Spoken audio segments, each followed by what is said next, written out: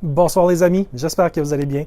Mon nom est Claude Gélina et on est présentement mardi le 23 juin 2020 et on est juste un petit peu après minuit.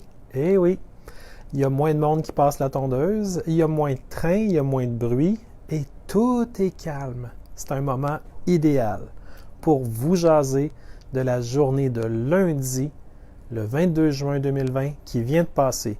Il y a eu des grosses annonces. Plusieurs personnes ont entendu le premier ministre François Legault dire à la province au complet que Christian Dubé, du Conseil du Trésor, passait au ministère de la Santé. Alors, Mme Danielle McCann s'en va à l'Éducation supérieure, mais Christian Dubé, lui, il s'en va dans quelque chose d'encore plus gros que le Conseil du Trésor, à mon sens, soit le ministère de la Santé. On sait que Christian Dubé, c'est l'auteur du projet de loi 61, le fameux projet de loi qui, il n'y a pas encore quelques semaines, a été torpillé à l'Assemblée nationale par l'opposition. Donc, c'est un projet de loi qui n'a pas passé, même si à la CAQ, il y a une promesse qu'ils vont tenter de le faire passer à nouveau à l'automne 2020. Il y a évidemment présentement une accalmie d'été, mais par contre, le projet de loi 61 aurait dû aller directement au vidange. C'est un projet dont on aurait pu se passer, surtout en période éprouvante de crise sanitaire dans laquelle on se trouve. Il n'y a aucun Québécois, présentement, qui a besoin de se faire dire que son gouvernement va avoir une immunité complète, qu'il va pouvoir dépenser des milliards et des milliards et des milliards pour des groupes très, très serrés de gens qui font des projets immobiliers de grande envergure. Alors, évidemment, on sent que M. Christian Dubé a une oreille très attentive pour les compagnies privées de grande taille au Québec. C'est d'ailleurs peut-être ce qui explique qu'il a été sur le conseil d'administration du Cirque du Soleil et qu'il y a encore quelques semaines, le gouvernement du Québec accordait 276 millions de dollars aux nouveaux propriétaires du Cirque du Soleil qui sont TPG aux États-Unis et Fosun en Chine. Et oui, des transnationales étrangères qui se ramassent avec 276 millions de dollars du Québec. Alors, on voit les priorités de M. Christian Dubé, c'est de financer le cirque avec des multimilliardaires étrangers, mais il ne faudrait surtout pas installer un seul climatiseur dans un CHSLD au Québec. Parce que ça, évidemment, c'est pas le cirque, c'est pas aussi attrayant. Alors évidemment, cet homme qui fait des choix qui ne reflètent peut-être pas toujours ce que le Québec aimerait, alors là, il s'en va gérer la santé. Est-ce que c'est une bonne nouvelle? Ceux qui disent que c'est une bonne nouvelle, dites-moi pourquoi. J'ai beaucoup de difficultés à croire que quelqu'un qui a écrit un projet de loi comme le projet de loi 61 puis qui a été capable de dormir le soir et de regarder les Québécois par la suite dans les yeux, ce qui est totalement impossible après avoir écrit quelque chose d'aussi incroyablement incendiaire que le projet de loi 61, eh bien, là, il s'en va à la santé. Donc, de toute évidence, si vous pensez que François Legault était à l'écoute de la population, probablement que François devrait étirer l'oreille encore un petit peu plus, puis écouter un petit peu mieux, parce qu'il y a beaucoup de gens qui ont dit beaucoup de choses à propos du projet de loi 61 qui aurait dû faire en sorte que M. Christian Dubé aurait eu un ministère immensément moins stratégique pour le Québec. Mais bon, probablement que ce qu'on a appris avec le projet de loi 61, à savoir que la CAQ dirigeait d'abord pour les lobbies d'intérêt privé et peut-être un jour ensuite, on ne sait pas quand, pour la population, bien là, si ça commence à gérer comme ça pour le ministère de la Santé, ça ira pas nécessairement très bien pour le Québec. On sait que le projet de loi 37, et oui, un autre projet de loi, chers téléspectateurs ou web spectateurs, vous allez avoir bientôt la chance de réviser à nouveau un autre projet de loi, c'est le projet de loi 37. Et je cherche quelqu'un qui peut me dire s'il a été entériné ou non.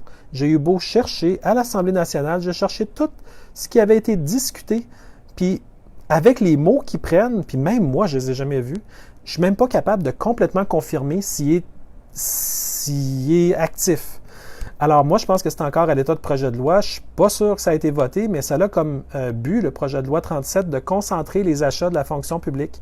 Donc, l'achat local, les organisations gouvernementales qui achetaient dans leur région, en Abitibi, des choses comme ça, maintenant, ça va être concentré.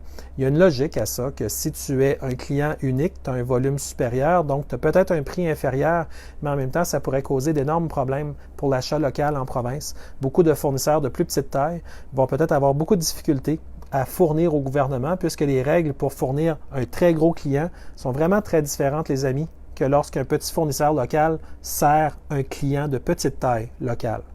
Alors, pour le Québec, ce n'est absolument pas une bonne nouvelle pour le Québec des régions qui avait développé des géométries autour des organismes gouvernementaux et qui, là, pourraient se retrouver avec des clients en moins.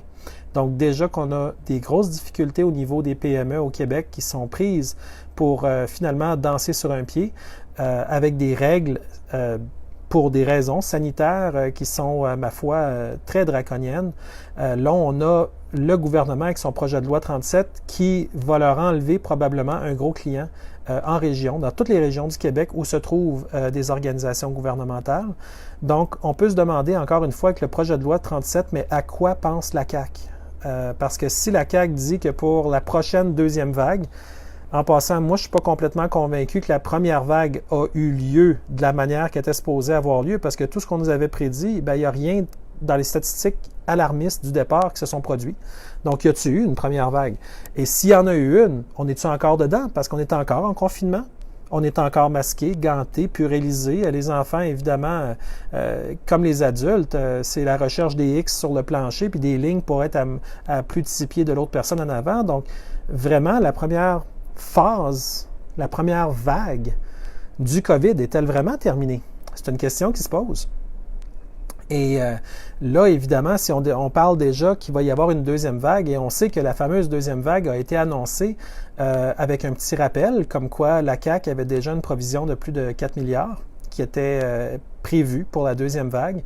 Donc, encore une fois, on ne pose aucun climatiseur pour l'été dans les CHSLD, au risque que ces pauvres personnes-là souffrent, et même que certaines puissent également aller jusqu'à mourir de chaleur, parce qu'on sait qu'elles sont, elles aussi, frappées par les mesures de confinement qui font en sorte que la famille ne peut pas aller les soulager ou les aider, ou la coupe des cheveux, le soin des pieds, le soin des ongles, beaucoup de choses qui sont déficientes présentement, puis pas d'air climatisé en plus de ça, ça pourrait peut-être faire une grosse différence.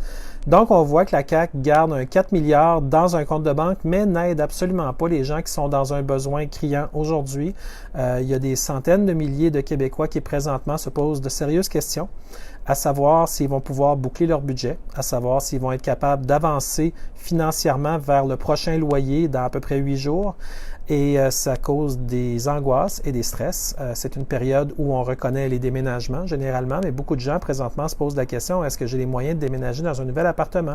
J'ai plus de job, j'ai épuisé toutes mes ressources, j'ai pas nécessairement droit à la PCU ou à des aides. Donc, il y a beaucoup de gens qui sont présentement dans une situation inconfortable financièrement et socialement parce que ça amène des stress avec des géométries souvent très compliquées dans les histoires de divorce ou de familles recomposées ou d'enfants-parents. Ou de famille, des oncles, des tantes. Donc, ça amène des stress qui sont indus, qui ne devraient pas exister parce que on rappellera que le 13 mars 2020, la CAQ a choisi, en écoutant l'OMS, en écoutant Horacio Arruda, en écoutant sa petite pin de l'agenda 21 ou de l'agenda 2030, c'est la même chose, simplement une actualisation, qui est en réalité l'agenda 2020 parce qu'on est carrément dedans, là, le fameux développement durable, l'élimination de l'humain. Bien évidemment, on est rendu là. Donc, il faut comprendre qu'on est dans une période très particulière parce que tout ce beau monde-là a décidé de fermer de manière sauvage l'économie. Ça s'est passé réellement vite. Et les petits commerces peuvent vous en parler. Quand ça s'est passé, il n'y a pas eu de gants blancs. Puis il n'y a pas eu non plus de compensation juste et raisonnable. Il n'y a pas eu « Ah, ben là, on va arrêter les loyers dans les endroits commerciaux comme les centres d'achat parce qu'on a fermé les centres d'achat. » Non, au contraire, les petits commerces ont eu à se plier à des frais alors que leur source de revenus était de manière unidirectionnelle, enlevée par le gouvernement. Alors, toutes ces décisions-là ont eu lieu par une caste gouvernementale très limitée et la population n'a pas eu l'occasion de s'exprimer publiquement sur comment est-ce qu'on fait face à une crise pandémique. Les gens ont dû subir. Et subir, c'est pas terminé. On continue à subir. Ça a commencé avec les masques. On a eu la distanciation. Il y a le traçage de contact. Donc, où vous étiez, les téléphones. Ça en prend rien qu'un dans votre équipe qui se promène avec une application de traçage pour que potentiellement, vous puissiez avoir été identifié parce que dans son téléphone, s'il vous a appelé ou il vous a chatté puis vous étiez pas loin, parce que lui, si vous avez ouvert vos géolocalisations avec cette personne-là, ça se pourrait à ce moment-là que vous soyez éventuellement trouvé pour avoir été proche de quelqu'un qui doit aller lui-même pendant 14 jours en quarantaine s'isoler chez lui. Puis puisque vous avez été proche, peut-être que vous aussi, vous allez recevoir un appel pour vous faire dire que vous ne pouvez plus gagner votre vie pendant les 14 prochains jours puisque vous devez retourner chez vous et faire une quarantaine vous aussi. Donc, le traçage de contact, la distanciation sociale, les plexiglas partout, les gants, le Purell, la folie furieuse des X par terre, tout ça, ça vient tout de la CAQ qui a simplement fait du copier-coller de l'OMS. La CAQ n'a rien inventé, ils ont simplement été un bon élève de l'OMS. Tedros doit être extrêmement fier d'Horacio. Et on se retrouve aujourd'hui avec une population québécoise qui est médusée de voir un gouvernement qui est au service d'un gouvernement mondial en réalité, parce que l'ONU, c'est une forme de gouvernance mondiale, à la différence près qu'il est financé par les pays qu'il veut éventuellement éliminer en étant un gouvernement mondial, si on se fie aux opinions des gens qui, lors du Forum économique mondial, comme George Soros, ont fait la promotion de leur One Foundation avec le programme du Global Citizen, et l'OMS étant une organisation de l'ONU. Alors tout ce beau monde-là se parle et chante pas mal la même chanson. Et eux, ils ne le chantent pas en dansant sur un pied comme nos petits commerçants québécois et les citoyens québécois qui sont pris avec les conséquences financières désastreuses de la situation financière au Québec qui ne s'améliore absolument pas. Eux autres, ils sont financés avec nos argents et celles de tous les pays souverains qui ont finalement travaillé très dur pour accumuler de la richesse. Bien, aujourd'hui, cette richesse-là coule à flot vers l'ONU. On a juste à aller au bureau de Trudeau, regarder où est-ce qu'il envoie l'argent et c'est une vraie saignée. Et pensez pas que c'est juste le ministère des Affaires étrangères qui envoie de l'argent, c'est tous les ministères qui participent à des programmes, que ce soit la GRC, que ce soit d'autres, des programmes mondialistes et mondialisants dans lesquels ils essayent de faire plus que parfait. Donc, toujours des histoires de promotion du féminisme à travers le monde, promotion de la diversité à travers le monde. Et les centaines de millions et les milliards nous glissent entre les doigts parce qu'on sait très bien que tous les Canadiens et tous les Québécois, on est tellement riches que nous autres, on est vraiment contents d'endetter nos enfants pour les générations futures afin d'enrichir à coups de milliards à chaque année l'ONU. Parce qu'on sait qu'on existe juste pour enrichir des gens basés en Suisse à l'ONU qui nous disent quoi faire mais qu'on n'a jamais élus. Alors voilà, c'est un peu la situation dans laquelle on est et c'est simplement un regard froid et réaliste sur une situation qui nous affecte tous plus que jamais aujourd'hui. Et évidemment, on espère que tout le monde s'en sort parce qu'au Québec, on est habitué d'avoir l'hiver, on est habitué de prévoir, on est des survivalistes un peu par réflexe, dans le sens qu'on n'a pas le choix. On n'est pas dans une température qui est tropicale à longueur d'année, on est obligé de prévoir. Vous le savez comme moi, on a 4 garde-robes dans notre entrée. On a l'hiver, l'automne, le printemps, l'été. Puis quand on multiplie ça par tout le nombre de personnes qui restent dans la maison, bien, on se rend compte que gérer nos garde-robes, c'est une réelle préoccupation qui n'ont pas dans la même mesure dans les pays tropicaux. Mais ici, on est habitué de prévoir, on est habitué de voir loin, on est habitué de savoir que lorsque l'hiver va arriver, c'est pas le temps d'aller s'acheter une paire de bottes. On le fait avant. Donc, on est habitué de prévoir. Donc, oui, au Québec, moi, je pense qu'il va y avoir une bonne résilience. À peu près tout le monde à qui j'ai parlé a fait attention d'acheter plus de canage, a fait attention de préparer de la nourriture à l'avance, a fait attention d'acheter une grosse chaudière ou un gros sac rempli de riz, rempli de gruau, rempli de spaghettis et de pâtes. Des choses qui se préparent plutôt facilement, des gens qui ont posé un bidon en arrière sur leur propriété pour ramasser l'eau de pluie avec des appareils comme des Berkey Water à l'intérieur, puis avec une louche pour pouvoir mettre l'eau puis la purifier par eux-mêmes. Autrement dit, si tout va mal, Puis évidemment, j'ai du monde, beaucoup qui ont payé des 700-800 $ qui m'ont dit pour acheter des panneaux solaires avec un système pour acheminer l'électricité, au moins pour les petits appareils, pour que leur téléphone puisse continuer à fonctionner, qu'ils puissent continuer à contacter des gens. Donc, il y a beaucoup de gens qui sont très résilients et très prévoyants, mais en même temps, le stress qui est mis sur les épaules des Québécois en ce moment est énorme. Et, à mon sens, est odieux. Parce que présentement, on a des diagnostics qui nous arrivent d'un peu partout dans le monde, comme en Allemagne, où il y a eu des autopsies sur des corps de gens qui étaient morts apparemment du COVID ou qui étaient morts avec le COVID. Et ce que les gens qui ont fait les autopsies se sont rendus compte, c'est que dans la majorité des cas, c'était des thromboembolies qui avaient causé la mort. Ça devrait faire réfléchir beaucoup parce que vous savez qu'au Québec, les autopsies, on n'en a pas parce que les corps ont été brûlés. Ou à tout le moins, on nous dit qu'ils ont été brûlés. Et présentement, ça c'est un gros problème parce qu'on ne peut pas avoir les autopsies pour les corps qui meurent au Québec. Et ça cause beaucoup de stress dans les familles aussi parce que présentement, il y a des familles qui aimeraient avoir une autopsie. Parce que là, leur mère, leur père, des gens qui sont chers pour eux, sont morts. Et sur le certificat de décès, moi j'en ai eu des gens qui m'envoient les messages, qui m'envoient la copie, et c'est clairement marqué que c'est le COVID.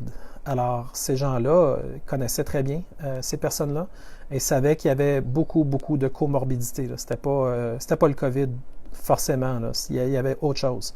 Donc, il y a beaucoup de zones grises, même au Québec. On a vu des zones grises ailleurs dans le monde, et il y en a au Québec aussi.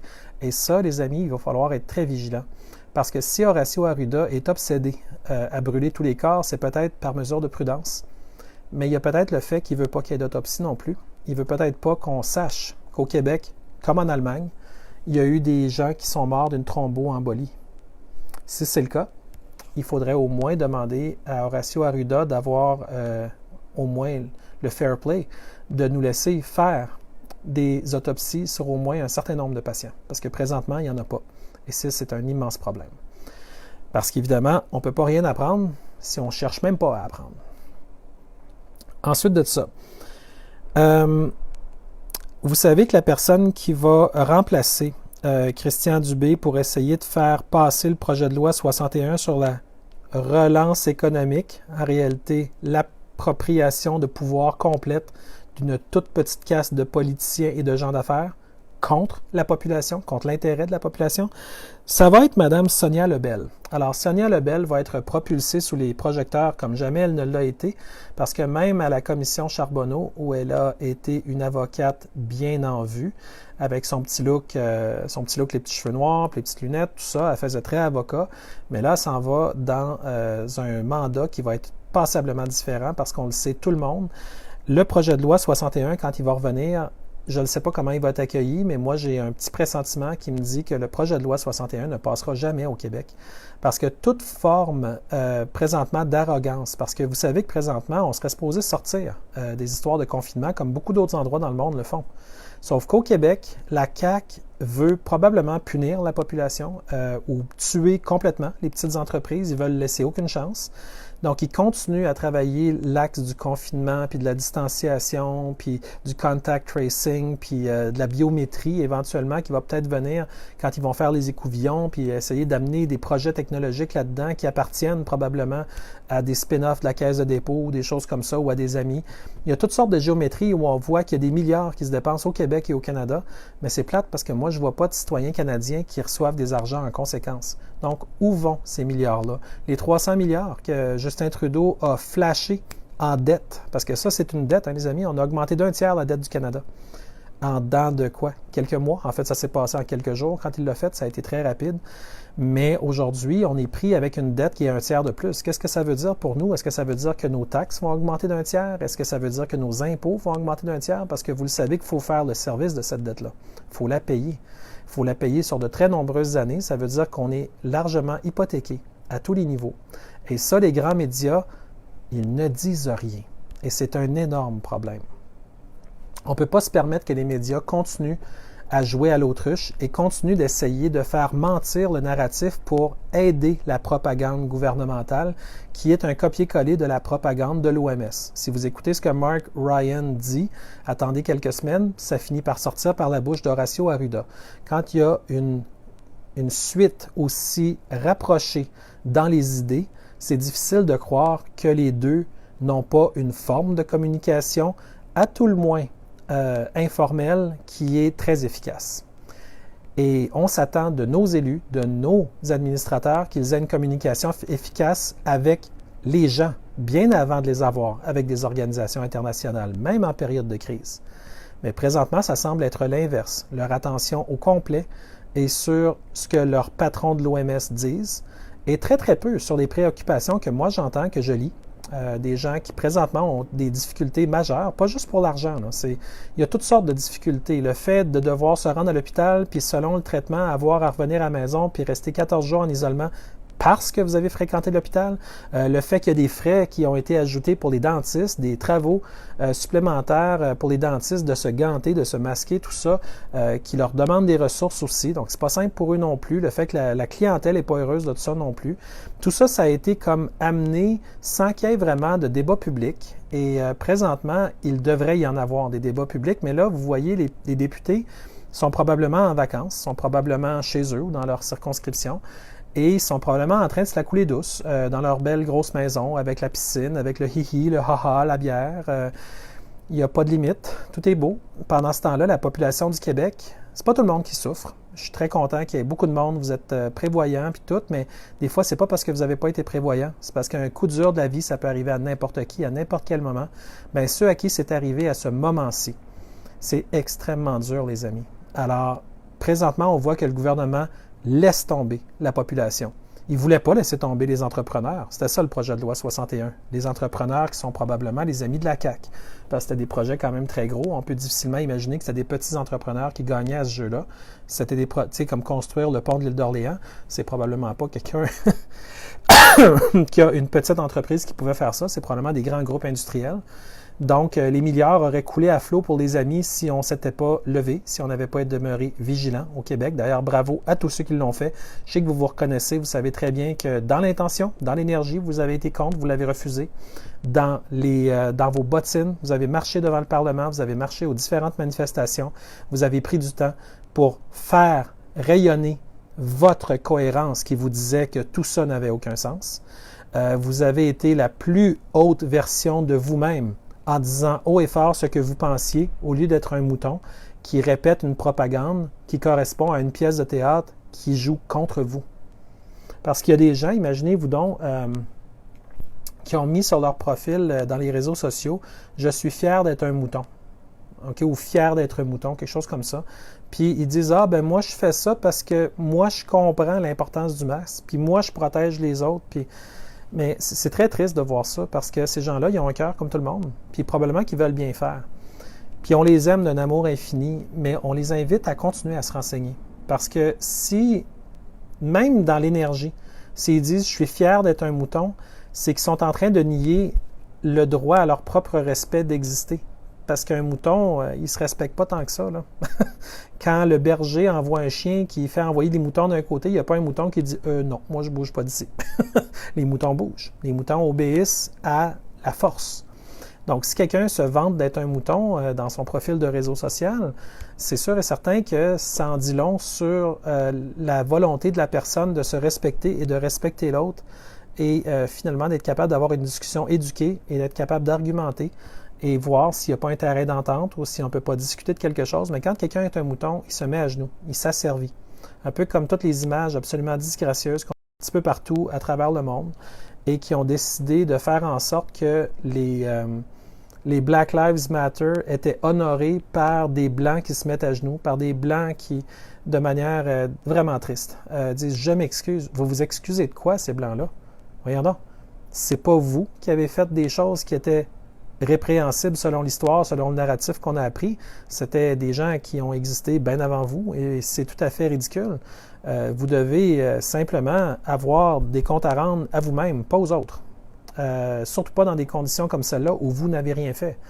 Alors, il y a beaucoup de dérapages présentement. Quand j'ai vu Trudeau se mettre le genou à terre, regarde, je comprends même pas comment quelqu'un peut voter pour quelqu'un comme ça. De toute évidence, il met son genou à terre pour célébrer George Soros et ses Black Lives Matter. On se rappelle tous que George Soros a dépensé 33 millions de dollars pour financer le Black Lives Matter. On sait que le financement de ces différentes organisations, et Dieu sait qu'il en a vraiment beaucoup, finissent par se rendre jusqu'à des gens qui font le travail d'activisme sur le terrain, mais pas forcément pour les fondations de Soros, mais des organisations qui sont proches. Donc, tous ces gens-là, c'est des vases communicants. Alors, on a finalement des gens qui ont agi de manière extrêmement violente. aux États-Unis, puis on a des gens qui se sont agenouillés dans les grands centres, dans les villes démocrates surtout, devant des Noirs, dans pleine rue. Et ça a été des scènes extrêmement disgracieuses parce que moi, j'aurais jamais accepté qu'un Noir se mette à genoux devant un Blanc, puis dise « Ah, j'ai cassé tous les magasins, excuse-moi. » Non, non, regarde, lève-toi debout, prends-toi en main. Si tu as des choses à changer, change-les, mais c'est à toi que ça appartient.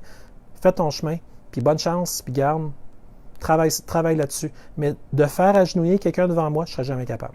Jamais capable. Fait que des gens qui ont fait agenouiller des femmes blanches, des hommes blancs, des policiers, Justin Trudeau, toute cette gang-là, juste le fait de l'avoir même suggéré, ça montre un profond dédain pour sa propre personne. C'est un manque de respect pour la personne qui le demande ou qui accepte d'avoir un comportement aussi ridicule. Et malheureusement, il y a des gens qui n'ont pas le respect pour eux-mêmes, ils n'ont pas connecté à leur lumière, ils ne sont pas dans quelque chose qui les élève, ils sont dans quelque chose qui les réduit.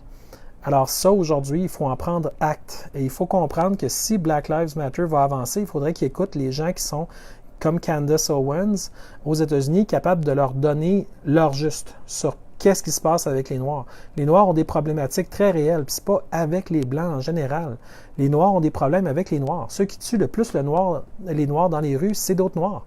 Il y a des guerres. C'est la drogue, c'est des guerres de pouvoir, des guerres de territoire, des choses qui sont extrêmement violentes, qui n'ont pas leur raison d'être, mais il y en a. Puis l'autre chose, si vous regardez Planned Parenthood, c'est l'endroit où les femmes américaines peuvent aller se faire avorter. Je ne veux pas te dire n'importe quoi, mais il me semble que le chiffre, c'était 83% des Planned Parenthood étaient d'abord dans des quartiers à prédominance noire aux États-Unis. Donc, les bébés noirs se font tuer aussi. Et ça, c'est absolument horrible. J'espère que vous comprenez. C'est tout à fait inacceptable. Donc, si j'étais un Noir, je n'essaierais pas de mettre à mal les magasins. J'essaierais plutôt d'aller voir les Planned Parenthood et de dire pourquoi es-tu installé dans un quartier à dominance noire? Pourquoi il y a une telle obsession pour mettre des avortements sur l'agenda de manière aussi proéminente dans les quartiers noirs? Ça, c'est des questions qui devraient être posées, mais malheureusement, on voit que les Black Lives Matter ont utilisé finalement un comportement tout à fait répréhensible pour aller faire la casse partout aux États-Unis et ça continue. Moins, mais ça continue encore malheureusement dans certains grands centres où les policiers osent même plus intervenir, probablement qu'ils ont peur pour leur propre sécurité, mais vous avez pu voir les images, comme moi je les ai vues, à quel point finalement aux États-Unis, présentement, Black Lives Matter, la créature de George Soros, est en train de livrer une guerre interne aux États. Donc, on espère qu'évidemment, il va y avoir un pushback, qu'il va y avoir quelque chose qui va repousser ce type de comportement-là qui n'apporte absolument rien à la société. Ça ne donne pas une bonne image des gens qui, de toute évidence, aimeraient avoir un moment pour faire le deuil de quelque chose qu'on a vu avec George Floyd et Derek Chauvin qui a mis son genou sur son cou et qui l'aurait, selon le narratif de la pièce de théâtre officielle, tué à ce moment-là, mais on a beaucoup de raisons de croire que cette pièce de théâtre-là en est une. Alors évidemment, il y aura avec le temps d'autres preuves qui vont continuer à sortir et qui vont empiler pour finalement voir de quoi il aurait pu s'agir, mais ça tombait plutôt bien que les briques soient réparties dans toutes les grandes villes américaines, exactement aux endroits où les Black Lives Matter ont commencé à faire du chahut, et ça tombait plutôt bien que les antifas se mélangeaient avec bonheur aux foules, masqués, gantés, avec des chapeaux pour être sûr de ne pas être reconnus. Le vol a été rampant. Ça a été absolument horrible. Il y a des gens qui en sont morts, il y a des policiers qui en sont morts. Et évidemment, pour toutes ces personnes-là, il y a des Noirs aussi qui sont morts là-dedans. Il n'y a pas juste des Blancs qui sont victimes. C'est absolument horrible. Évidemment, notre cœur va pour eux. Ce qui est arrivé est absolument épouvantable aux États-Unis. Et j'espère que vous comprendrez que notre premier ministre, Justin Trudeau, qui n'est pas vraiment le mien, mais qui est le mien parce qu'administrativement, il l'est, là, mais qui a été se mettre à genoux devant ça, c'était très lourd de symbolique. C'était extrêmement lourd de symbolique, en fait. Et je ne peux pas comprendre que cet homme-là soit encore premier ministre. On nommerait n'importe qui. On nommerait un lemming, ce serait meilleur que lui. Parce qu'au moins, le lemming, il ne serait pas l'élève de George Soros. Parce que vous savez que Justin Trudeau a déclaré que George Soros était son mentor. Son mentor. Le gars qui donne 33 millions de dollars à Black Lives Matter, c'est le mentor de Justin Trudeau. Et Justin Trudeau est sorti dans la rue pour mettre un genou à terre pour honorer ce qui a été finalement le coup de départ de la sauvagerie des Black Lives Matter. C'est pas un complot, c'est un constat exactement de ce qui s'est passé. Et les Noirs que moi je connais, ils sont très choqués de ce qui s'est passé. Parce qu'au Québec, on a un bel équilibre. On a des gens qui sont capables de se parler, de s'entendre. On a une super belle harmonie. Puis de voir des gens comme ça qui utilisent le moindre argument pour créer de la dissension, pour créer du mal, pour créer de la douleur inutile, bien ça, là, c'est des choses qui ne peuvent pas être pardonnées. Il faut réagir. On ne peut pas laisser passer ça. Des gens qui se sont fait tuer dans leur boutique en essayant de défendre la seule façon pour eux de gagner leur vie. On ne peut pas dire « Oh mon Dieu, il méritait de mourir ». Ben non, voyons donc, c'est quoi cette affaire-là? Puis là, les voleurs qui mettent sur leur page Instagram « Regardez toutes les montres Rolex que j'ai volées », eux autres s'en vantent. Bien, cette racaille-là, elle n'amène rien à la société. À part peut-être donner un argument de plus de ne pas « defund the police ». Au contraire, il faudrait que the police soit capable d'avoir les moyens d'arrêter cette racaille-là, parce que cette racaille-là ne fait rien de bon en société probablement. Si c'est le premier réflexe quand il y a quelqu'un qui meurt, c'est d'aller défoncer une bijouterie, bien probablement que cette personne-là n'a pas les valeurs dans le bon sens. Malheureusement, comptez pas sur les démocrates aux États-Unis pour dénoncer ça. Comptez pas sur Andrew Cuomo de New York. Lui non plus dénoncera pas ça. Comptez pas sur personne en Californie pour se lever pour dénoncer ça. Surtout pas à Seattle non plus. Toutes des villes démocrates, hein? On se demande où est-ce que George Soros met toute son attention et son amour. Yes, les beaux rapprochements. On a également Simon Jolin Barrette qui va hériter de son siège, puis il va se retrouver au ministère de la Justice. Alors, il garde son poste de leader parlementaire, puis il s'en va à la justice. Donc, Sonia Lebel n'aura plus la justice, mais ça va être Simon Jolin Barrette. On se demande si, rendu là, il va être capable d'avoir une influence sur les gens comme Sonia Lebel, qui va vouloir, évidemment, mettre sa petite touche au projet de loi 61. Peut-être Simon Jolin Barrette, il a montré à quelques reprises qu'il voulait de temps en temps amener quelque chose de peut-être un petit peu plus confortable pour le peuple. C'était mince, mais c'était un petit peu mieux que les autres. On essaierait de peut-être lui demander éventuellement si on pouvait le rejoindre, c'est quoi sa position à lui sur le projet de loi 61, parce que jusqu'à présent, on n'a pas vraiment eu d'heure juste là-dessus. Mais enfin bref, Simon Jolin Barrette, on a Nadine Giraud également qui se retrouve au ministère de l'Immigration, tout en conservant son poste aux relations internationales. Donc, ça va être un double poste pour elle. Nadine Giraud, évidemment, qui n'a pas été tellement sous le spotlight, mais là, en ayant ce double ministère-là, peut-être qu'elle va en avoir un petit peu plus. Donc, évidemment, tout ça, ça s'est passé aujourd'hui. Donc, on ne l'avait pas demandé. Ça a été une surprise. Et alors qu'on s'attendait à entendre parler de tout ce qui, évidemment, parle du COVID, on a surtout entendu parler de ce qui était le remaniement ministériel. Moi, mon gros fail que je vois là-dedans, c'est le fait qu'Horacio Arruda est toujours la personne qui est sélectionnée pour gérer la crise du COVID. Présentement, on voit qu'il y a beaucoup de questions qui demeurent sans réponse. Les grands médias qui sont aux périodes de questions quotidiennes du gouvernement sont passablement complaisants. Ils ne posent pas de questions qui sont vraiment difficiles et que les gens veulent avoir des réponses. Il y a beaucoup de souffrance, beaucoup de douleur, beaucoup de gens qui aimeraient se rendre dans les CHSLD ou dans les résidences de personnes âgées. Vous savez qu'il faut prendre des rendez-vous dans plusieurs résidences de personnes âgées. Une fois arrivé, il faut être à l'heure. Il faut évidemment commencer par se puriser. Il faut ensuite répondre à un questionnaire. Il faut mettre le masque. Il faut mettre une visière. Il faut mettre le petit habit de poussin jaune. Une petite chienne toute transparente qu'on jette quand on part. On est accompagné jusqu'à la chambre de la personne âgée. On n'a pas le droit de rien avoir avec nous, ni bourse, ni sac, ni rien. Puis c'est une personne à la fois. L'autre personne doit attendre. Si elle veut y aller, il va falloir qu'elle y aille plus tard. Ensuite, une fois rendu à la chambre, c'est un temps qui est limité. La porte est fermée. Vous n'avez pas le droit de sortir de la chambre. Si vous voulez aller, par exemple, à la salle de bain ou quelque chose, c'est totalement impossible, en tout cas, dans la résidence que moi j'ai été. Et vous devez à ce moment-là vous soumettre à des règles qui sont très draconiennes, dans le sens que, par exemple, moi j'ai remarqué que les personnes âgées étaient toutes habillées comme avec leur kit d'hiver. Et le problème, c'est que là, il fait plutôt chaud, incluant dans les résidences de personnes âgées, et les personnes âgées ne peuvent pas avoir leur kit d'été. Parce que généralement, la famille, on amène les vêtements d'été à la famille. Présentement, c'est impossible parce que c'est très administrativement très lourd dans certaines résidences de personnes âgées de rentrer du matériel. Donc, on se rend compte que les personnes âgées, non seulement elles ont chaud, mais elles n'ont pas de vêtements plus courts pour faire face à la chaleur de l'été. Et ça, c'est à l'intérieur des CHSLD où, justement, encore une fois, quelqu'un comme François Legault n'a absolument aucune intention de poser des climatiseurs, mais accumule 4 milliards de dollars en vue d'une hypothétique deuxième vague. C'est quand même particulier comme choix pour un premier ministre. Est-ce que je m'occupe de ma population ou je fais des réserves pour une probable deuxième vague? Il y a des choix qui se font présentement qui devraient laisser à peu près tout le monde perplexe et qui donnent un très bon indice sur qui est écouté. Puis il faut penser que les 4 milliards, à qui vont aller ces 4 milliards-là, vous pensez? Au moment d'une deuxième vague, est-ce que le 4 milliards va partir pour tous des vaccins? Est-ce que le 4 milliards va partir pour aider uniquement la recherche pour les vaccins? Est-ce que le 4 milliards va aller pour identifier avec du contact tracing, avec des puces ou autrement, ou dans les téléphones cellulaires, ou qu'importe? Il va servir à quoi le 4 milliards qui est en train de mettre en réserve la CAQ?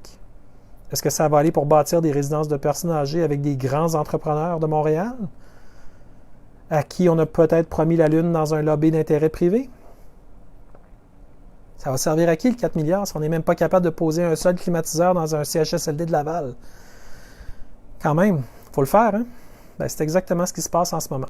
Puis les Québécois, si vous ne réagissez pas, ben peut-être qu'il n'y a personne qui va réagir. Mais ça vous appartient. Puis je vous le dis parce que vous êtes le changement. Il y en a beaucoup qui m'ont posé la question. Là, je vais laisser ma tablette un peu parce que j'avais d'autres nouvelles. Il y a plein d'affaires. Je suis tombé tellement sur des affaires big. Je vais vous en parler probablement dans un prochain live. Mais là, je vais vous parler d'affaires que tout le monde me parle.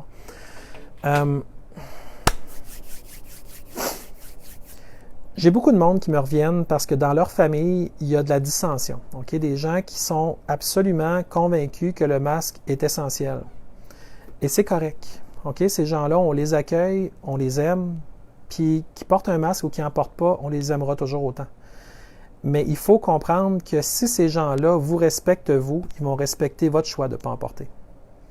Et si vous les aimez, et vous allez tout simplement respecter le fait qu'ils en portent. Mais le fait qu'ils essayent de vous forcer d'en porter, ça, c'est un problème. Même chose pour les employeurs. Ils ont beau dire que ça vient d'en haut, ils ont beau dire qu'il y a des directives. S'ils sont pour vous faire porter un masque, il va falloir qu'ils se conforment à ce que le OSHA aux États-Unis a expliqué au niveau des normes, à savoir que présentement, je suis à l'extérieur, donc je respire de l'air frais. Lorsque je respire de l'air frais, il y a exactement 20,95% d'oxygène dans l'air que j'inspire et qui finalement alimente tous mes globules rouges qui vont porter l'oxygène partout dans mon corps très rapidement. Si je devais me masquer, je ne le ferai pas, mais si je devais me masquer, immédiatement, après quelques minutes seulement, le taux d'oxygène qui rentre dans mon corps va passer de 20,95 à 19,5 %. Puis il peut descendre jusqu'à 16 %. Puis il peut descendre encore plus bas que ça. Or, à partir de 19,5 %, il y a des problèmes respiratoires potentiels. Et la suggestion de M. Romm, William N. Romm, c'est un drôle de nom, hein, R-O-M, ça, c'est tous des articles que je vais vous mettre en lien tout à l'heure après mon live. Je vais tout vous mettre ça dans les commentaires. Lui, comme il explique, si vous êtes un employé qui devez monter dans une échelle, si vous devez faire un travail concentré, si vous devez conduire des véhicules dans un entrepôt, quoi que ce soit, vous ne devez pas le faire si vous descendez en bas de 19,5. Ou si jamais vous êtes pour le faire, votre employeur doit avoir un mécanisme pour mesurer sous votre masque le niveau d'oxygène que vous respirez. Et si ça descend en bas de 19,5, aux États-Unis, la directive, c'est qu'il doit vous supplémenter en oxygène. Or, il y a beaucoup de monde qui, évidemment, ne comprennent pas encore cette logique-là, mais qui commencent à comprendre. Donc, mon article, il est énormément lu présentement parce que tout le monde qui a un masque dans le visage se rend compte que les maux de tête, les étourdissements, les problèmes réels au niveau du sommeil par la suite, au niveau de la concentration, au niveau de l'équilibre, ce n'était pas dans leur tête. C'est très réel. C'est des problèmes qui sont documentés avec le masque. L'hypercapnie, ça existe aussi. Quand vous expirez votre carbone puis vous le réinspirez tout le temps, c'est pas bon. Si vous toussez des bactéries ou des virus, puis qu'il y en a une partie qui reste dans le masque, puis vous les re-respirez pendant 6 heures, 7 heures de temps, vous allez vous réinfecter dans les muqueuses, dans la gorge, puis probablement dans les poumons, mais vraiment infecté. Parce qu'il n'y a pas le circuit pour éjecter. Tu sais, le circuit de la respiration, c'est pas un circuit qui est censé arrêter là puis revenir en dedans, là. C'est tout à fait non naturel. J'espère que vous en êtes conscient. Donc, il y a une grosse différence d'aller à l'épicerie puis de porter le masque pendant 10 minutes, puis de le porter pendant toute la journée au travail. Puis ceux qui travaillent et qui sont obligés de porter un masque, présentement, il y en a beaucoup qui m'écrivent. Évidemment, c'est pas tout le monde qui m'écrit, mais ceux qui m'écrivent, je reçois quand même des centaines de messages par jour. Et là-dessus, il y en a plusieurs qui me disent que les problèmes de santé qu'ils ont lus à propos des masques, ça leur arrive à eux, en tout ou en partie. Il y en a qui ont littéralement tous les symptômes. Donc, c'est très difficile parce qu'il y en a qui doivent prendre des journées de congé de leur banque de congé pour se reposer parce qu'ils ne sont pas capables de récupérer. Alors, c'est très grave ce qui se passe présentement et l'employeur insiste parce qu'il s'est fait dire que tous les employés devaient respecter l'histoire du masque. En plus de la distanciation, puis en plus de toutes les autres règles que l'employeur aurait pu avoir pour le spécial COVID-19. Alors, au Québec, on a des gens qui, même dans les foyers, dans les maisons, insistent pour le masque, insistent pour la distanciation, insistent pour que les visites soient toujours très monitorées, donc de faire en sorte que le nombre de visiteurs, la distance et tout. Puis ça devient très lourd à vivre. Mais en même temps, on ne les rejette pas, ces gens-là. On ne les rejette pas, on est dans l'amour, on est dans l'accueil, puis on se dit, bon, ben si c'est un petit peu plus difficile avec eux autres, pour ne pas dire parfois invivable, mais bon, on essaie de trouver le moyen de passer au travers et puis ça nous fait faire de l'exercice, en quelque sorte, au niveau de notre capacité à répondre à des situations comme celle-là qui sont parfois complexes. Les géométries sont complexes aussi parce que parfois ça peut être l'employeur qui oblige, mais à la maison c'est correct. Des fois c'est à la maison que c'est trop dur, puis au travail c'est moins pire, mais des fois c'est les deux qui sont très durs. À la maison, au travail, avec les amis, les gens n'ont plus les soupapes qu'ils avaient auparavant, des moments où ils pouvaient finalement dire « Bon, mais là, je vais aller prendre une petite semaine dans le sud, je vais me reprendre. » Ben non, c'est pas mal fini, ça.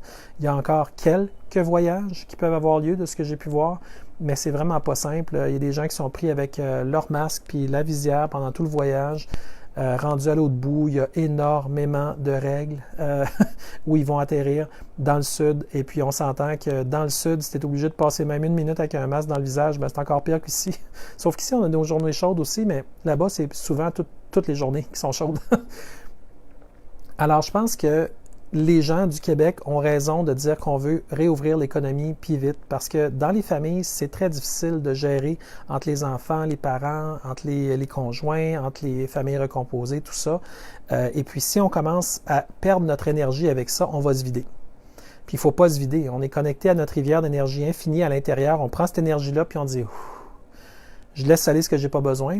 J'enlève tout le poids qui n'est pas à moi. » Puis après ça, je me laisse remplir par de l'énergie infinie. Puis là, je suis capable de reprendre un contrôle beaucoup plus cohérent avec ma propre énergie, plutôt que de me faire imposer une pièce de théâtre par un gouvernement qui marche à la grosse propagande et qui est copain-copain avec l'OMS.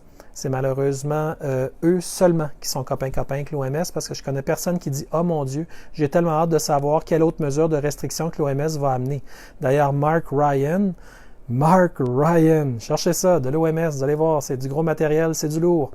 Il est encore sur le canal qui veut aller chercher dans les foyers d'infection qui, selon lui, maintenant, sont les familles, parce qu'après nous avoir forcés à confiner, maintenant il dit, ben comme tout le monde est à la maison, je vais aller chercher le monde là.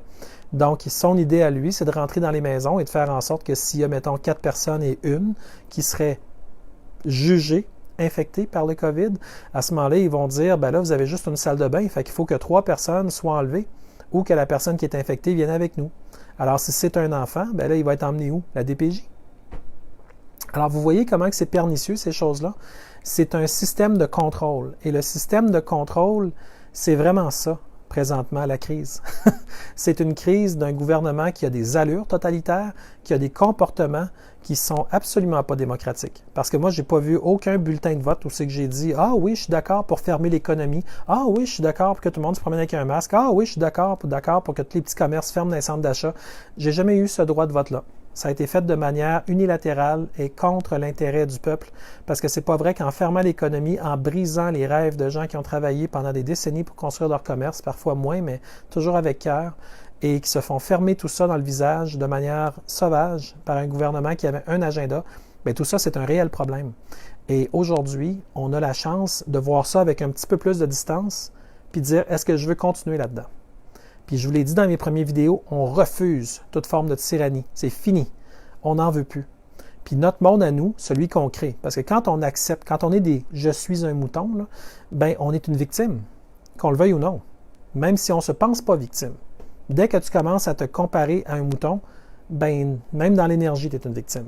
Alors, qu'est-ce qui va arriver? Les victimes, qu'est-ce qui attire? Des bourreaux. Pouf! C'est magnétique. Automatique. Tu vois une victime, là, qu'est-ce qui va arriver? Quelqu'un qui va arriver, pouf, c'est un bourreau. C'est automatique, c'est magnétique. C'est dans l'énergie. Fait que si vous ne voulez pas que ça vous arrive, ben, soyez pas une victime. Alors, quand vous n'êtes pas une victime, qu'est-ce que vous êtes? Vous êtes un créateur. Et les créateurs, c'est les architectes de leur propre vie. Alors, quand quelqu'un arrive avec une idée qui est mauvaise, ben, on dit, ben, merci de l'avoir proposé, mais ça ne me correspond pas. Moi, j'ai une bonne idée pour ma vie. C'est la plus haute réalisation de qui je suis. Alors, c'est dans cette direction-là que je vais. Bonne chance avec ta pièce de théâtre. C'est pas du tout là que je vais. L'idée, c'est d'avoir des millions de personnes qui vont dans la direction de ce qui est cohérent pour eux, de ce qui est bon pour eux et de ce qui est logique à faire. Parce que je ne vois pas la logique de garder 4 milliards dans un compte en banque puis de laisser nos personnes âgées souffrir de chaleur plusieurs jours cet été dans les CHSLD. Je ne vois pas l'amour là-dedans. Je ne vois pas la compassion pour l'humain. Puis ça, c'est un énorme problème. Parce que je voyais beaucoup de compassion pour les amis de la CAQ avec le projet de loi 61. Le même projet de loi, le torchon, qu'ils vont ramener en automne 2020, là, avec Sonia Lebel qui va essayer de mettre son plus beau sourire, mais ça ne marchera pas. Et puis, beaucoup de compassion pour les milliardaires, mais très peu de compassion pour les Québécois. Ça devrait allumer tout le monde, ça. J'espère que vous comprenez, parce que présentement, on se fait voler à tour de bras. Il y a quoi? Il y a 10 milliards là, de déficit qui est déjà commencé pour le Québec? Attendez un petit peu. Juste vous dire le vrai chiffre, parce que moi, ça m'a fait sursauter quand je l'ai vu, là. Présentement, au Québec, écoutez ça. Le ministre des Finances, Éric Girard, nous apprenait hier que l'impact de la première vague devait être de 11 milliards pour le Québec cette année. En plus de ce montant, donc 11 milliards plus, en plus de ce montant, le gouvernement a mis de côté 4 milliards pour les conséquences supplémentaires d'une éventuelle deuxième vague de pandémie. Fait qu'eux autres savent que ça va être une pandémie. Ce ne sera pas une épidémie. Donc déjà, ils savent que ça va être une pandémie. Wow, ils en savent donc bien des choses, eux autres. Puis la deuxième vague. Faudrait-tu qu'on mette de l'argent de côté pour la troisième vague? Puis mon Dieu, tant qu'à être parti, tant qu'à mettre des milliards de côté, on ne devrait pas mettre une quatrième puis une cinquième vague. Mais mon Dieu, on n'est donc bien pas prévoyant.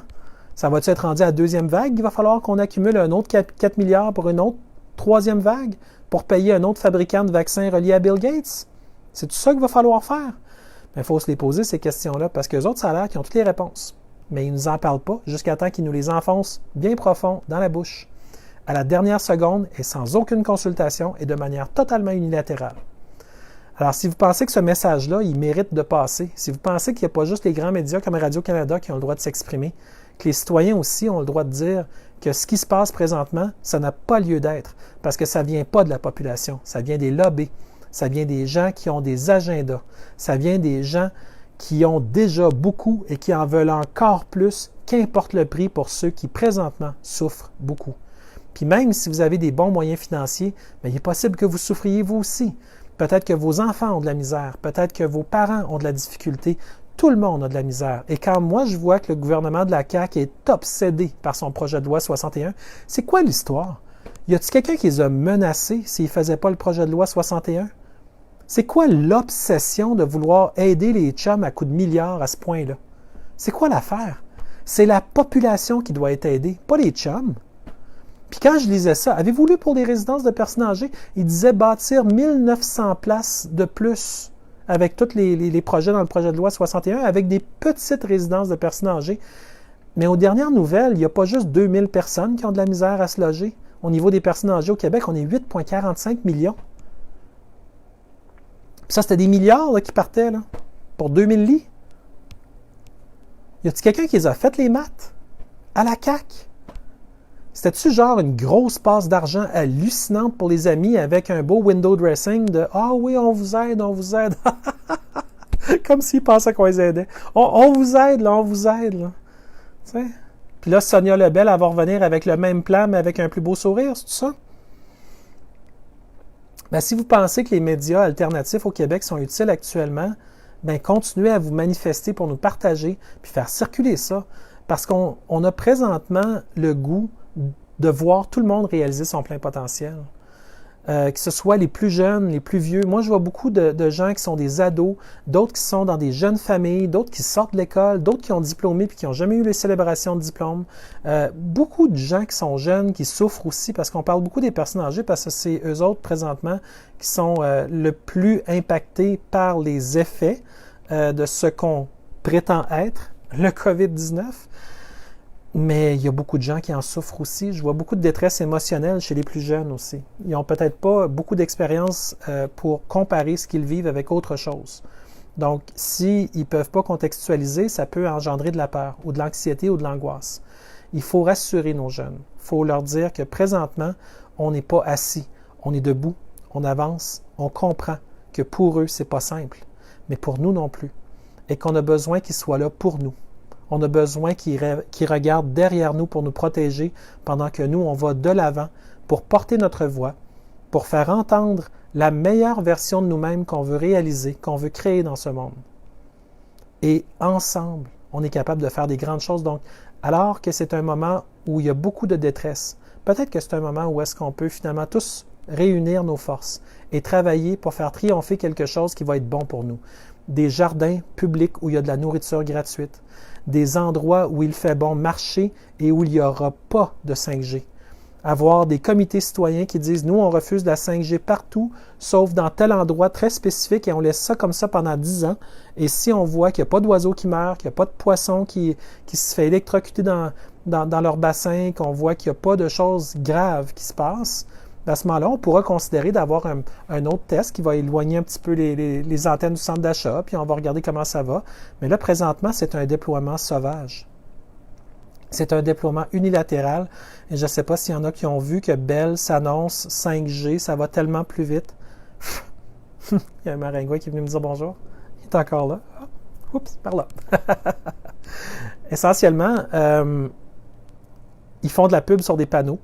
Ils font de la pub partout. Donc, Bell, en plus d'avoir posé en cachette, derrière notre dos, un réseau 5G qui ne fait absolument pas l'unanimité, ils vont en plus avoir le culot de faire de la pub à Montréal pour dire « Hey, le 5G est arrivé ».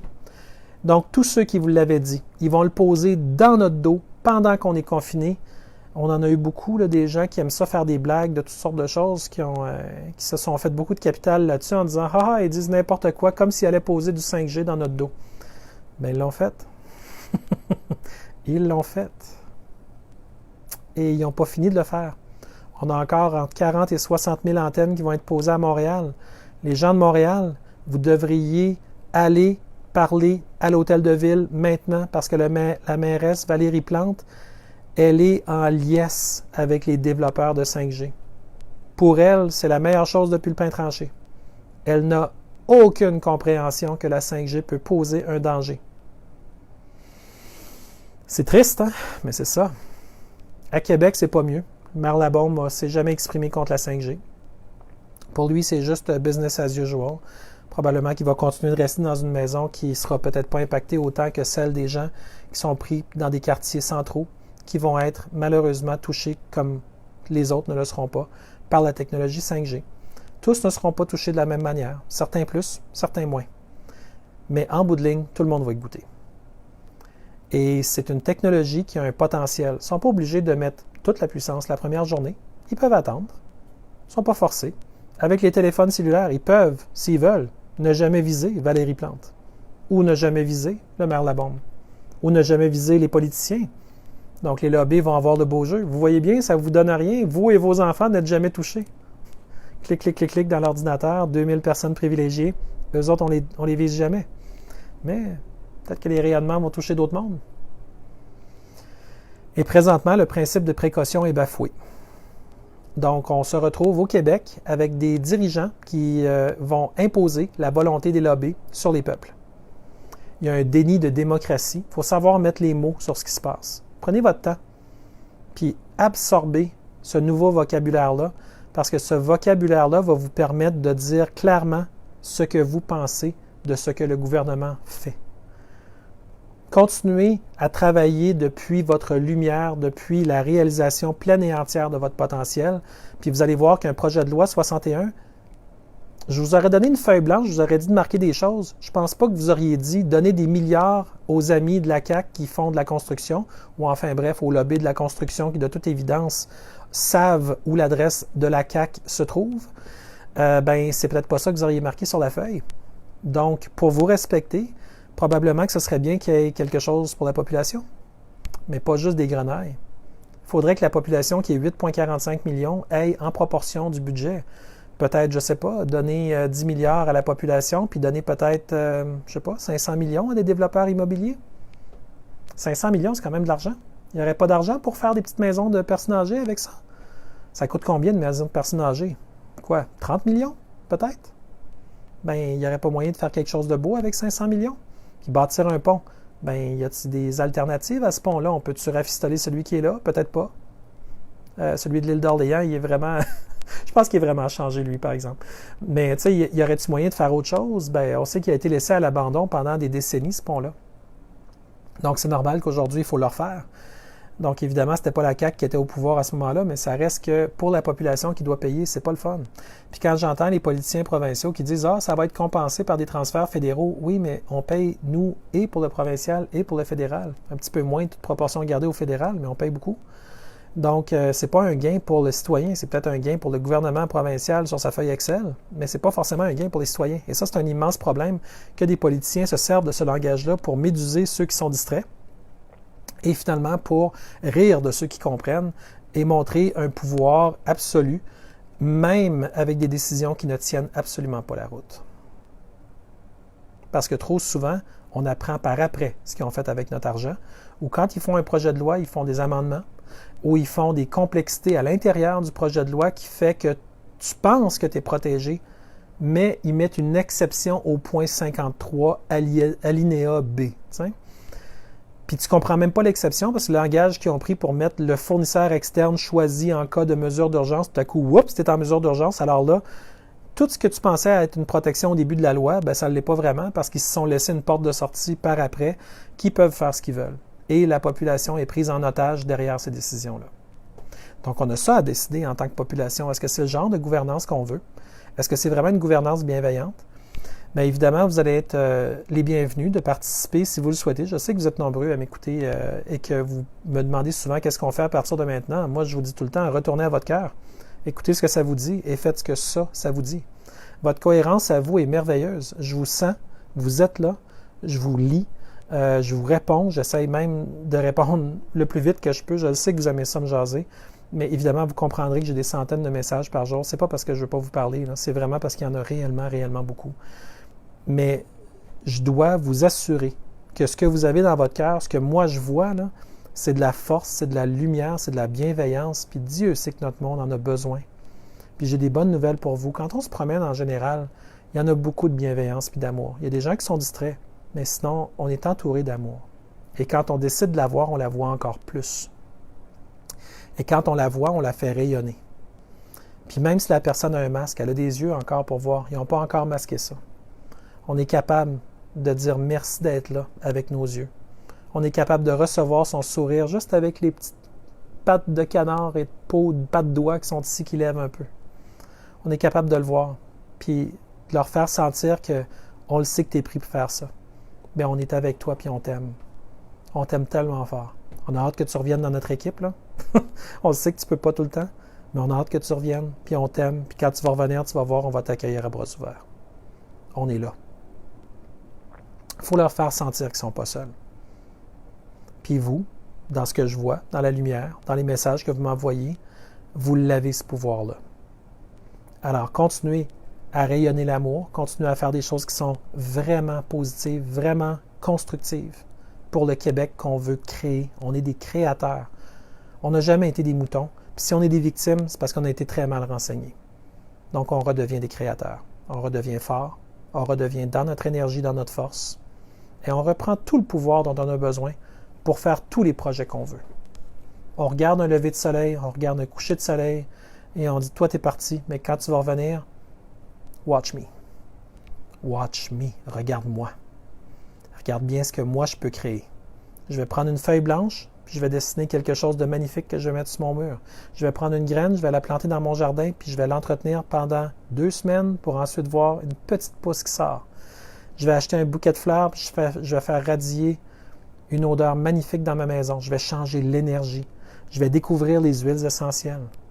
Je vais m'impliquer avec le projet d'Aline Lafont pour le Conseil législatif du Québec. J'avoue qu'au début, je ne comprenais pas tout du projet d'Aline Lafont parce qu'il y avait beaucoup de partis en mouvement. Mais je m'y suis mis un petit peu, puis j'ai compris. J'ai fait un article dans mon forum.chaudiac.ca qui l'explique. Je pense que ça va aider plusieurs personnes qui se posaient la question.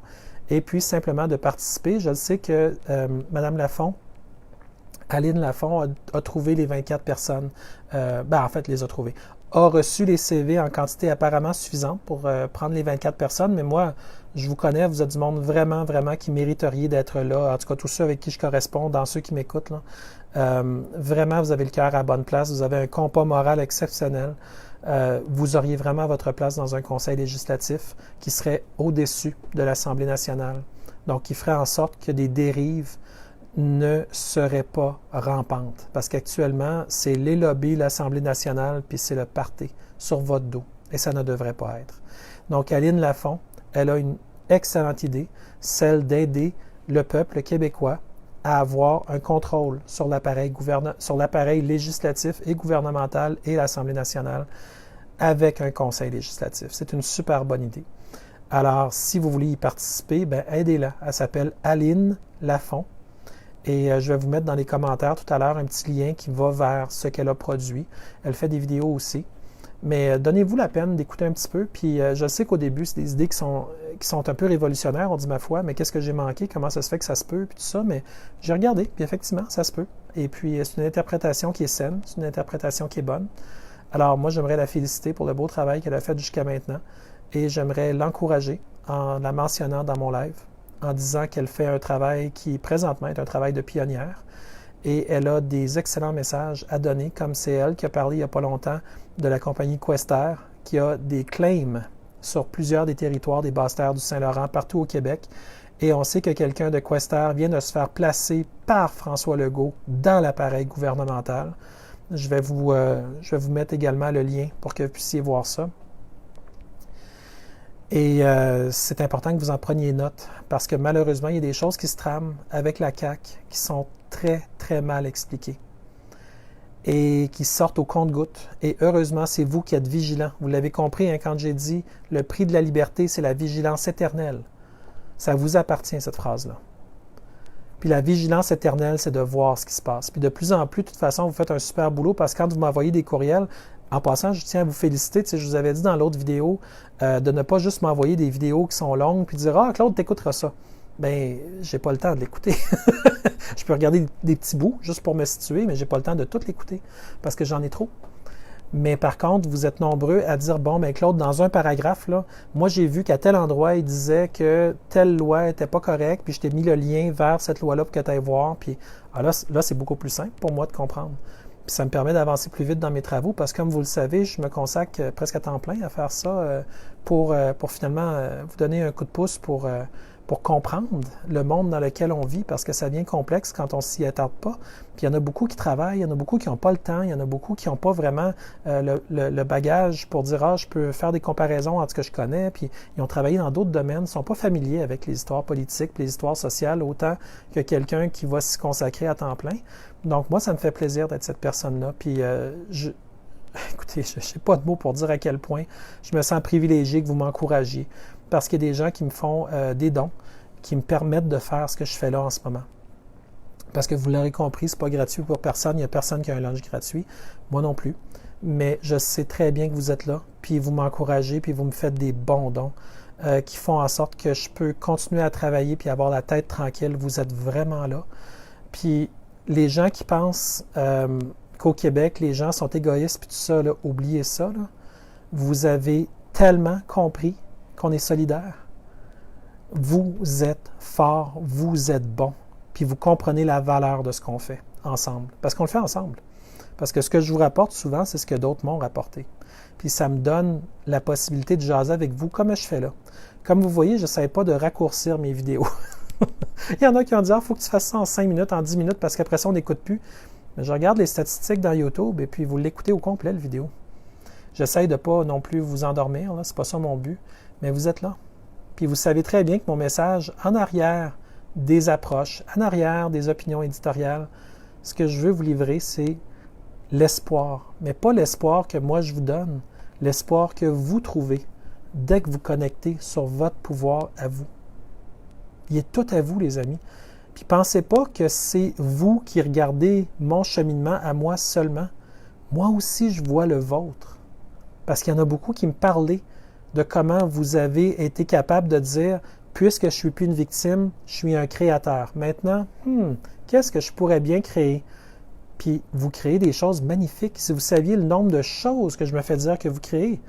Il y a un gars qui a dit « Je me suis amusé à réparer une moto qui était dans mon garage depuis longtemps, puis j'ai redécouvert pourquoi je l'avais achetée, puis pourquoi je l'avais brisée. C'était probablement pour aujourd'hui que j'avais un petit peu de temps, retourner à la mécanique, parce que j'ai toujours aimé ça, puis ça me fait penser que j'aimerais peut-être retourner à aider tous les gens qui ont des problèmes mécaniques partout. Puis il y a un garage, puis il me parlait de son rêve, puis la création, c'est quand on devient créateur qu'on la fait. Puis vous m'aidez, vous faites toute la différence, vous êtes là, vous comprenez que c'est sérieux ce qu'on fait. Hein? Moi, je mets ma réputation sur la ligne, je m'expose publiquement parce que je suis dans l'amour avec vous. Je suis dans ce courant-là, puis j'y crois tellement parce que pour moi, il n'y a aucune autre façon que d'améliorer les choses, de polluer l'environnement pour le polluer, de rendre les choses toxiques, de faire mourir des gens, de ne pas poser des climatiseurs dans un CHSLD. Moi, ça ne rentre pas dans ma réalité. Ça ne rentre pas. Alors, je prends les devants, puis je fais des actions. Je n'ai pas besoin de tout vous dire tous les détails parce qu'on ne veut pas trop en dire. Parce que moi, je peux m'exposer, mais je ne pense pas que ma famille et tout ça veut tout nécessairement être... Mais on fait des choses pour aider, pour vrai. Parce qu'on sait que ça passe par là. Puis on aide les autres. Puis vous m'aidez, moi. Puis c'est un cercle extraordinairement vertueux et extrêmement puissant qu'on a là. Parce qu'on ne se lâche pas. Vous l'avez vu, ça fait des semaines que je vous parle, puis j'arrête pas. Je continue, puis ça fait des semaines que vous me parlez, puis vous n'arrêtez pas. Puis vous êtes capable de plus en plus de travailler avec le genre d'horaire que j'ai. Donc, on fait une équipe. Vous ne le savez peut-être pas, mais même si vous pensiez être seul, vous n'êtes plus seul. En fait, vous ne l'avez jamais été au regard de votre propre corps. Vous êtes capitaine pour 50 trilliards de cellules dans votre corps. Des bactéries, des virus, de l'ADN en quantité. Et c'est vous le capitaine. C'est vous qui menez votre bateau. C'est vous qui êtes responsable de votre temple, de votre véhicule pour la vie, de votre appareil incroyablement puissant pour connecter sur toute la lumière que vous avez besoin. Quand vous regardez dans les yeux de quelqu'un d'autre, j'ai l'impression que vous qui m'écoutez, vous avez le petit réflexe d'essayer de voir s'il n'y a pas beaucoup plus derrière ces yeux-là. Puis j'ai l'impression qu'à force de chercher, vous voyez des choses qui vous allument, vous, et qui, au passage, allument l'autre. Et je sais que ce n'est pas un projet de loi, ce que je vous dis là. Ce n'est pas le grand média qui le rapporte. C'est juste un humain normal. Quelqu'un qui s'exprime par amour, pour les gens qui sont importants.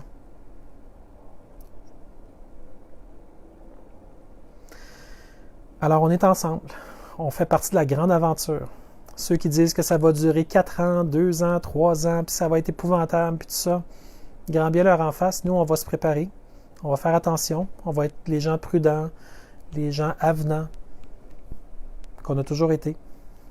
Et on va faire en sorte que la réalité qu'on crée à tous les jours va être une réalité pro-citoyenne et non pas une réalité pro-Bill Gates, pro-Soros, pro-OMS, pro-ONU, pro-mondialisme, transhumanisme, pro-5G. On ne veut pas ça. On ne veut pas ça. Fait qu'à tous les jours, la totalité des actions qu'on fait, c'est en cohérence avec nous-mêmes, en plein respect avec ce qu'on est. C'est une leçon que vous pouvez prendre pour vous maintenant ou la prendre pour plus tard. Mais plus vite vous la prenez, plus vite vous revenez dans votre résonance. Vous savez, tout est énergie. Hein? Les fréquences et les vibrations, c'est ça qui définit tout ce qui nous entoure. Alors, les amis, je suis extrêmement fier que vous soyez là. Je suis extrêmement privilégié que vous fassiez partie de ma vie. Puis j'espère que vous êtes content que je sois dans la vôtre, par vidéo. On est ensemble. Et comme je vous le dis souvent, on avance dans la bonne direction. Merci. Dormez bien pour ceux qui sont rendus à dormir. Puis ceux qui m'écoutent le jour, go la journée. Vous êtes les meilleurs. Ça va bien aller. Pas comme la campagne. Juste parce que ça va bien en dedans de vous. Ils ont peut-être pris nos mots de « ça va bien aller », mais ça donne que nous, on sait vraiment c'est quoi. On n'a pas besoin d'un arc-en-ciel de l'ONU, nous autres. On est capable de savoir que ça va bien parce qu'on est en pleine cohérence dans notre énergie. N'oubliez pas, c'est nous qui faisons, dans l'intention, faire que les mots sont avec l'intention qu'on veut. Donc, même si eux autres ont pris un mot comme « ça va bien aller » pour le mettre avec une intention de nous asservir dans un système de contrôle généralisé, bien nous, on a transmuté avec notre intention toute cette énergie-là. Puis quand nous, on dit « ça va bien aller », ça n'a pas du tout la même énergie. C'est pas un « ça va bien aller », là! Non. Nous autres, on est calme, on est puissant, on est aligné, puis on sait très exactement qu'est-ce que ça veut dire que ça va bien aller parce qu'on sait qu'il n'y a pas de passé, il n'y a pas de futur, puis on sait que ça va déjà bien. Et ça, c'est des petits secrets que vous pouvez partager avec tous les gens que vous aimez parce que je sais que vous êtes au courant de la plupart de ces informations-là. Merci la gang. Je sais que je tire, hein, mais j'aime ça être avec vous. Tu sais, quand on est avec ceux qu'on aime, on ne voit pas le temps passer. C'est peut-être pour ça que vous vous rendez jusqu'à la fin de mes vidéos. Merci à vous. Je vous aime. Passez une belle soirée.